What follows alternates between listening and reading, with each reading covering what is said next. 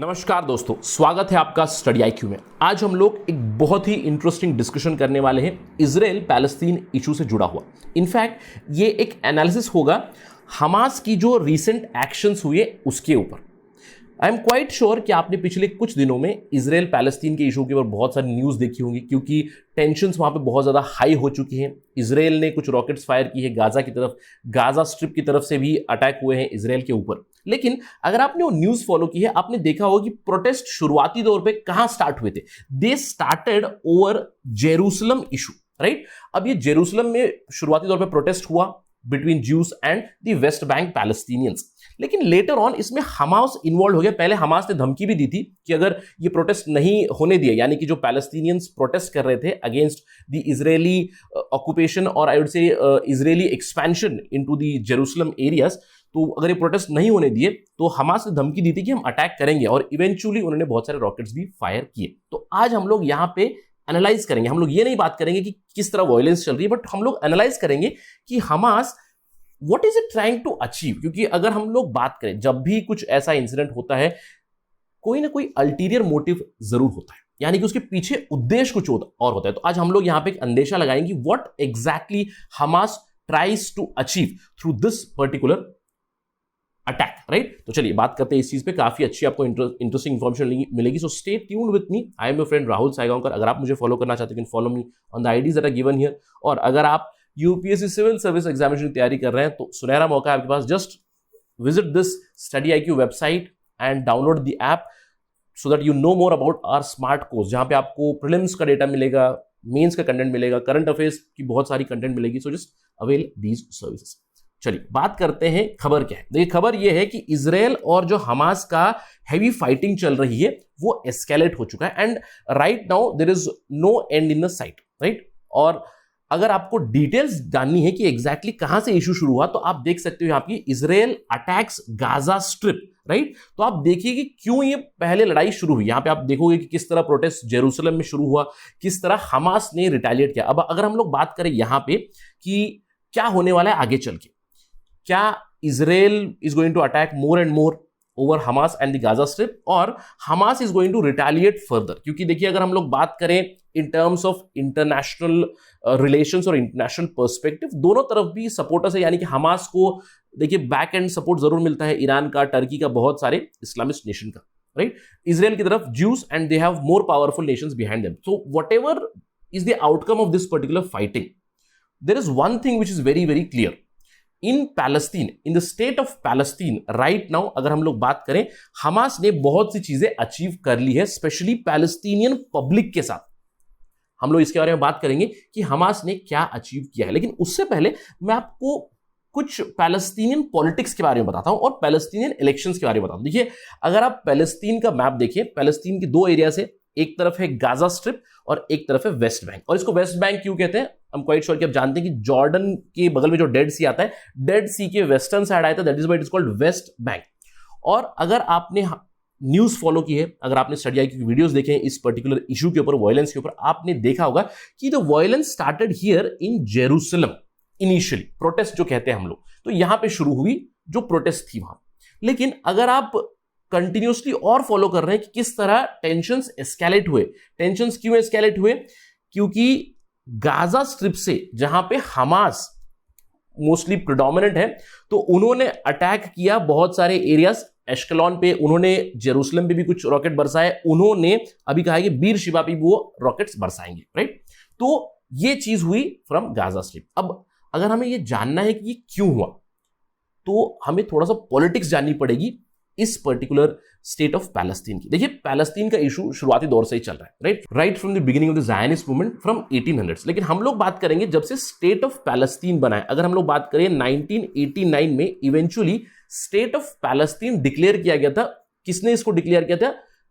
Palestine liberation organisation है, और इसके हेड थे उस समय पे यासिर अराफात। यानी कि उन्होंने कहा कि हम अपना खुद का एक एरिया चाहते हैं, जो भी हमारी पुरानी एरियाज इजराइल ने ऑक्युपाई किए हैं, हम धीरे धीरे उसको वापस लेंगे, पॉलिटिकल सॉल्यूशन ढूंढेंगे, राइट। अगर हम लोग बात करें किस तरह फैक्शंस बनी, देखिए जब से इजराइल बनाए तब से टेंशंस तो जारी है, यानी कि बहुत सारी प्रोटेस्ट, बहुत सारे रिवोल्ट्स कंटिन्यूसली होती आ रही है। लेकिन जैसे जैसे समय बीतता गया, यानी कि जैसे जैसे सपोर्ट घटता गया, मैं कहूँगा पैलेस्तीन का, इजिप्ट और इसराइल का rapprochement हो गया, जॉर्डन के साथ rapprochement हो गया, तो धीरे धीरे Palestinians did understand that we want some sort of political solution.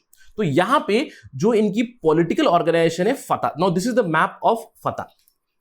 तो फतह एक पॉलिटिकल सेटलमेंट है, पॉलिटिकल सॉल्यूशन चाहता है, और शुरुआती दौर से ही जो पैलेस्टीनियन लिबरेशन ऑर्गेनाइजेशन है उसको हेड करता आ रहा है फतह। पहले यासिर अराफात थे और अभी फतह को मोर और लेस लीड करते हैं मोहम्मद अब्बास, जो अभी प्रेसिडेंट है स्टेट ऑफ पैलेस्टीन की।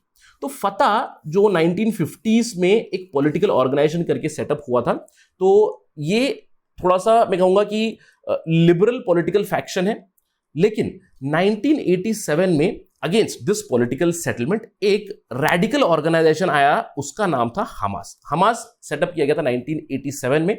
अगेन इसका बैकग्राउंड था जो इजिप्ट में आता है मुस्लिम ब्रदरहुड, तो ये कह सकती है उससे ओरिजिनेट हुआ Hamas to a large extent. अब हमास 1987 में बना, इनका उद्देश्य क्या था कि हम लोग कंटिन्यूअसली लड़ते रहेंगे इजराइल के साथ जब तक हमें पूरी पैलेस्टीनियन रीजन्स नहीं मिलेंगी इंक्लूडिंग जेरूसलम। तो that is there intention, right. तो हम कह सकते हैं कि पैलेस्तीन की जो लिबरेशन मूवमेंट थी उसी के अंदर कुछ हद तक बंटवारा हो गया, right.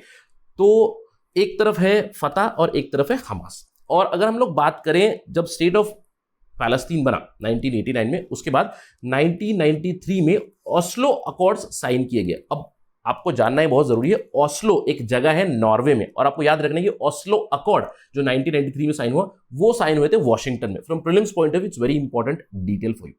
After this Oslo accord Palestinian legislative council बनी, राइट। पैलेस्टीनियन लेजिस्लेटिव काउंसिल यानी कि इलेक्शन होगा, पैलेस्टीन का एक प्रेसिडेंट होगा। शुरुआती प्रेसिडेंट थे यासिर अराफात, और उसके बाद हम जानते हैं कि मोहम्मद अब्बास जरूर है प्रेसिडेंट। तो पैलेस्टीनियन लेजिस्लेटिव काउंसिल बनी, और इसके अभी तक, राइट, टिल 2020 दो बार इलेक्शन हुए। एक बार इलेक्शन हुआ है 1996 में, और दूसरा इलेक्शन हुआ है 2005-2006 में, राइट। 2005 में प्रेसिडेंशियल इलेक्शन, 2006 में लेजिस्लेटिव काउंसिल की इलेक्शन हुई। तो चलिए जानते हैं कि इस इलेक्शन में हुआ क्या। मैं आपको सिर्फ 2006 इलेक्शन के बारे में बताने वाला हूं। क्या हुआ था 2006 के इलेक्शन में? यह है 2006 की इलेक्शन की रिजल्ट का मैप, राइट। 132 सीटों की लेजिस्लेटिव काउंसिल बनी थी जहां पे इलेक्शन हुआ, और आप देख सकते हो गाजा स्ट्रिप में जहां पे हमास बहुत ही प्रिडोमिनेंट है, उन्होंने कंप्लीटली स्वीप कर दिया। और बहुत से जो रीजन से आप देख सकते हो कि वेस्ट बैंक में भी, वहां पे भी हमास ने काफी ज्यादा पॉलिटिकल पावर गेन किया। यानी कि हमास का कॉन्सेप्ट ये था कि हम लोग कंटिन्यूसली इजराइल के साथ लड़ेंगे, यानी कि हम जो अरब नेशनलिज्म है हम उसको बरकरार रखेंगे। तो उसके दम पे उन्होंने काफी सीटें जीती 132 में से 73 सीट्स उन्होंने जीती। और फतह ने 2006 में 45 सीट्स जीती लेजिस्लेटिव काउंसिल में। लेकिन इससे पहले जब 2005 में प्रेसिडेंशियल इलेक्शन हुआ, तब ऑलरेडी फतह के जो कैंडिडेट थे मोहम्मद अब्बास, वो प्रेसिडेंट बने, और अभी तक वो कंटिन्यू कर रहे हैं। और आपको याद रखना है कि 2006 के बाद अभी तक इलेक्शन नहीं हुए, ऑल्दो 2021 में इलेक्शन जरूर अनाउंस हुआ था, राइट। अब ये बैकग्राउंड आपको दिमाग में रखना है। क्यों? क्योंकि मैंने आपको बताया कि जब भी कुछ होता है, जब भी कोई डिसीजन लिया जाता है, जैसे हमास ने रॉकेट्स फायर किए हैं इजराइल की तरफ, राइट, जेरूसलम की तरफ भी किए हुए, बहुत सारे areas in Israel they have done it.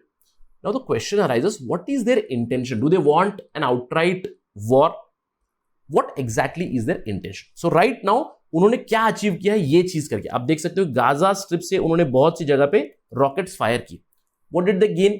Let me tell you point wise what did they gain. The first thing, right now Hamas has successfully hijacked the protest. मैंने आपको बताया कि प्रोटेस्ट कहां शुरू हुआ?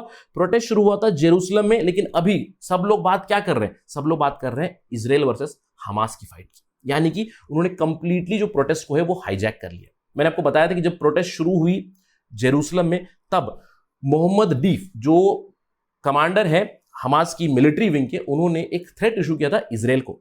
जैसे ही उन्होंने थ्रेट इशू किया, उसके बाद बहुत सारे जो पैलेस्टीनियंस थे in West Bank, in Jerusalem, they started to praise Hamas as well as Mohammed Deif. यानी कि हाईजैक तो कर लिया प्रोटेस्ट को, तो अब matter was not about the West bank, matter was about Israel versus Hamas. अब इसके अलावा उन्होंने क्या किया? हमास ने रॉकेट फायर करने का डिसीजन ले लिया। आप देख सकते हो कि Hamas fires rockets into Israel. इसके ऊपर भी हमारा वीडियो बना है स्टडी के ऊपर, आप देख सकते हो। यहां पे हम लोगों ने टेक्निकल डिस्कशन भी किया हुआ है, किस तरह इजराइल की जो मिसाइल डिफेंस सिस्टम है वो कैसे वर्क करती है, etcetera, you can see that. But nonetheless अब ये ध्यान देना है कि हमास ने जब रॉकेट फायर करने का डिसीजन लिया, इसका उद्देश्य क्या था? वो अभी एक क्रेडिबल रेजिस्टेंस ग्रुप बन चुके हैं पैलेस्टीनियंस के लिए, यानी कि Fatah is no more very aggressive, Hamas is right now aggressive, और पैलेस्टीनियंस में अभी ये बिलीफ सिस्टम है कि हमें बचाने वाला, जो इजराइल सबको जुडाइज करना चाहता है, यानी कि जुडाइज्म को स्प्रेड करना चाहता है, अल अक्सा मॉस्क के ऊपर वो लोग कंप्लीट कंट्रोल करना चाहते हैं, इन सब चीजों के खिलाफ हमें कौन बचा सकता है? एक ही रेजिस्टेंस ग्रुप है, वो है हमास। इस तरह की बिलीफ सिस्टम जरूर डेवलप हो चुकी है। अब इसके अलावा पॉपुलैरिटी हमास की बहुत बढ़ चुकी है, जैसे कि मैंने आपको कहा कि रेजिस्टेंस ग्रुप तो बन चुका है, अब पैलेस्टीनियंस को सबको लग रहा है कि अगर हमें कोई बचा सकता है तो आगे चल के वो है हमास, क्योंकि Hamas has got power, Hamas is trying to defend Arab nationalism against Israel. अब ये कब हो रहा है? जब आप देख सकते हो एट द इंटरनेशनल लेवल बहुत से लोग अपने रिलेशंस नॉर्मलाइज कर रहे हैं विद इजराइल। हम लोगों ने देखा कि सऊदी हैज नॉर्मलाइज्ड, हम लोगों ने देखा कि Jordan has normalised before, Egypt had normalised before, right? तो जो नॉर्मलाइजेशन हो रहा है उसके चलते जो अभी लड़ रहा है, जो एक ऑर्गेनाइजेशन लड़ रहा है, वो है हमास, और पैलेस्टीनियंस के अमॉन्ग उनकी पॉपुलैरिटी काफी बढ़ रही कि हमास ही हमारा सेवियर है, हमास ही हमारे होली साइट्स को बचा सकता है फ्रॉम इजराइल। इस तरह की पॉपुलैरिटी जरूर डेवलप हो रही। अब इसके अलावा पॉलिटिकल लेवल पे अगर बात करें तो मैंने आपको कहा कि प्रेसिडेंट मोहम्मद अब्बास है। Abbas belongs to which party? He belongs to the Fatah party, right?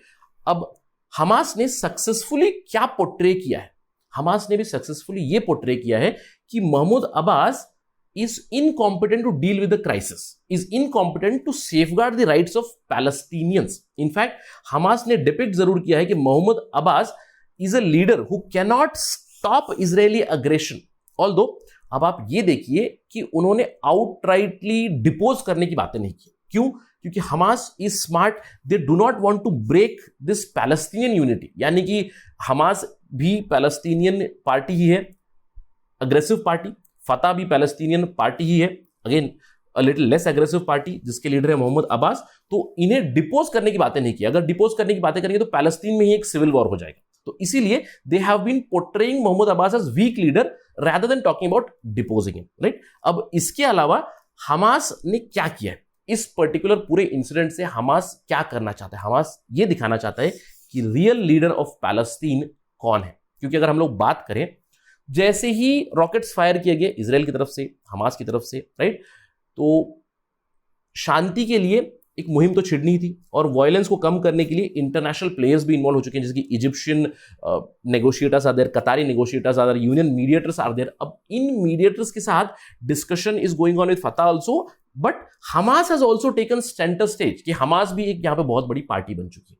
Although अगर हम लोग बात करें, देखिए मोहम्मद अब्बास और पैलेस्टीन अथॉरिटी जो है वो काफी सारे इंटरनेशनल प्लेयर्स के साथ बातचीत कर रही है, डायलॉग पे लगी हुई कि फाइटिंग किस तरह स्टॉप करे। लेकिन पैरेलली हमास के जो लीडर्स हैं, खालिद मशाल, इस्माइल हानेई, वो लोग भी बहुत सारे वर्ल्ड लीडर्स को कांटेक्ट कर रहे हैं ताकि हम लोग एक ट्रूस लाए, राइट, या फिर पीस लाए temporarily in Palestine and Israel. अब इससे क्लियरली क्या पता चलता है? इससे क्लियरली पता चलता है कि दो सेपरेट लीडरशिप्स है पैलेस्टीन में। एक तरफ in the Gaza strip very strong Hamas, दूसरी तरफ in the West Bank there is Fatah whose president is again Mohammed Abbas. लेकिन इस सब का रिलेशन किस चीज से जुड़ा हुआ है? इस सब का रिलेशन जुड़ा हुआ है पॉलिटिक्स के साथ। देखिए अगर हम लोग बात करें रिसेंटली क्या हुआ था, अप्रैल 29, 2021 को पैलेस्टीन के जो प्रेसिडेंट है मोहम्मद अब्बास ने, उन्होंने पोस्टपोन कर दिया था इलेक्शंस। और मैंने आपको कहा था कि पहली बार इलेक्शन हुए 1996 में, उसके बाद 2005, 2006 में इलेक्शन हुए और अभी इलेक्शन डिक्लेयर हुए थे। इलेक्शन कब होने थे? इलेक्शन होने थे मई 22 को पार्लियामेंट्री इलेक्शन यानी कि पैलेस्टीन लेजिस्लेटिव काउंसिल के इलेक्शन, और जुलाई 31 को प्रेसिडेंशियल इलेक्शन होने थे। लेकिन इसको पोस्टपोन किया गया। अब पोस्टपोन क्यों किया गया? अगेन इसमें फिर से रोल है जेरूसलम का। अब यहां पे हमास की डिमांड थी कि जेरूसलम और बाकी जो एरियास है वो भी वोट करे इस पर्टिकुलर इलेक्शन में, लेकिन Mohammad Abbas could not achieve that, क्योंकि इजराइल ने कहा कि जेरूसलम और जेरूसलम की areas are not going to vote in these Palestinian legislative elections. तो इसीलिए इलेक्शन को पोस्टपोन कर दिया गया। अब इलेक्शन को पोस्टपोन किया, इससे भी उन्होंने मोहम्मद अब्बास की वीकनेस दिखाई, राइट? किसने? हमास ने। और ये सारे करंट इवेंट दिखाते हैं कि हमास अभी एक बहुत ही इंपॉर्टेंट पॉपुलर प्लेयर बन चुका है, क्योंकि इलेक्शन पोस्टपोन हो चुके हैं, इससे मोहम्मद अब्बास को ऑलरेडी वीक बता रहे हैं। मोहम्मद अब्बास क्राइसिस को नहीं रोक पाए, उसको भी वीक बता रहे हैं। और अगर हम लोग बताएं what is going to happen next, जब भी फाइटिंग स्टॉप होगी, जब भी टेंशंस कम होंगे, अब तब इलेक्शन जरूर होने, 2021 में होगा, 2022 में हो, जब भी हो तो इलेक्शन होने हैं। और इलेक्शन जब भी होगा, Hamas as a party is going to enter the electoral battle with upper hand. क्यों? क्योंकि उनकी पॉपुलैरिटी काफी बढ़ चुकी है। ऑलरेडी हमास प्लान कर रहा था कि किस तरह हम लोग पार्लियामेंट्री इलेक्शन लड़ेंगे, जो मई में होने वाला था। वहां पे उन्होंने जेरूसलम इज आवर डेस्टिनी का कॉल लेकर इलेक्शन लड़ने की तैयारी की थी, यानी कि जेरूसलम के मुद्दे को वो मेन मुद्दा बनाने वाले थे। हमास आगे चल के भी श्योरली जेरूसलम के थीम पे ही इलेक्शन लड़ेगा, खुद को डिफेंडर बताएगा पैलेस्टीनियंस का, खुद को डिफेंडर्स बताएगा अरब्स का, खुद को डिफेंडर्स बताएगा अल अक्सा मॉस्क का। और उनका प्रॉमिस ये है कि हम लोग कंटिन्यूअसली फाइट जारी रखेंगे until the liberation of Jerusalem. That would be theme of their election going forward also. And right now looking at this particular incident, जब हमास ने रॉकेट्स फायर किए हैं इजराइल के ऊपर, इससे एक तरह से हम लोग ये कह सकते हैं पॉपुलैरिटी काफी बढ़ चुकी है, और अगर इलेक्शन होगा तो अपर हैंड हमास का रहेगा। एंड यहां पे Hamas is politically trying to gain more and more legitimacy, not just in the Gaza Strip, क्योंकि गाजा स्ट्रिप में ऑलरेडी उनका दबदबा है। They want to gain that in West Bank also. And going in to future, अगर ऐसा होगा कि जब भी इलेक्शन होगा तो हम लोग एक फोरकास्ट जरूर लगा सकते हैं कि if Hamas wins the election, if Hamas president comes, then tensions between Israel and Palestine are going to increase more and more. So let us wait and watch what exactly is going to happen when the tensions will ease and when the elections will take place. इसके ऊपर अगर कोई development आएगी तो we will bring it to you as soon as possible on Study IQ. That is it right now from my side. Thank you very much. जय हिंद.